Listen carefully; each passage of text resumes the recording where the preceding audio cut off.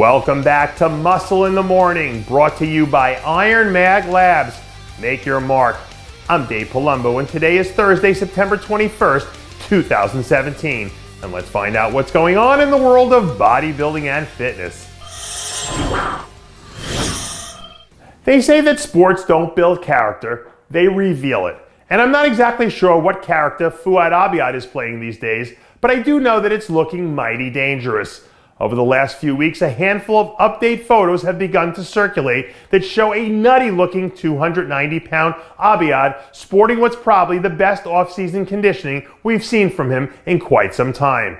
Despite having to battle his way through some injuries in recent months, at the moment, Abiad doesn't look to be any worse for the wear. So if he can just manage to stay healthy and stick to the program, it's a very real possibility we could have a big Haas sighting in the winner's circle at some point next season.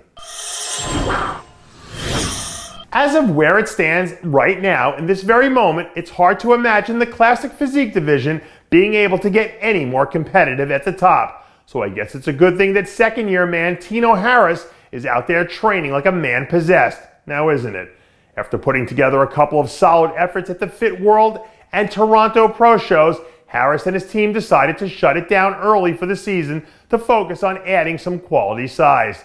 The latest word coming out of the Harris camp is that so far all systems are a go, and the plan to come out and take the early season by storm is right on track. As far as the raw materials are concerned, Harris definitely has the potential to be a solid pro for a really long time. So once he adds enough muscle to bring him up to par with the bigger guys in the division, I think we'll see this guy start to hold his own in some pretty impressive lineups. According to Newton's law of inertia, an object in motion stays in motion. So I guess that explains what Brandon Hendrickson's been up to right about now. Less than a week after delivering one of the most brilliant performances of his career on the Olympia stage, the third-ranked men's physique athlete on the planet isn't wasting any time getting back to work. Late Tuesday night, Hendrickson was seen cranking out his first post-Olympia back session as he gets an early jump on the road to 2018. Hendrickson came into the Olympia weekend with a bit of a chip on his shoulder after feeling like he didn't get enough love from all the pre-show predictions. But now that he's got everyone in the division singing his praises, we'll see if he can still get out there and train like a man with something to prove. Apparently, no days off is going to be the theme for 2018 for the men's physique division athletes. Earlier in the week, George Brown was spotted getting in his first post-Olympia action by way of a light chest workout as he starts to lay down the foundation for his 2018 campaign.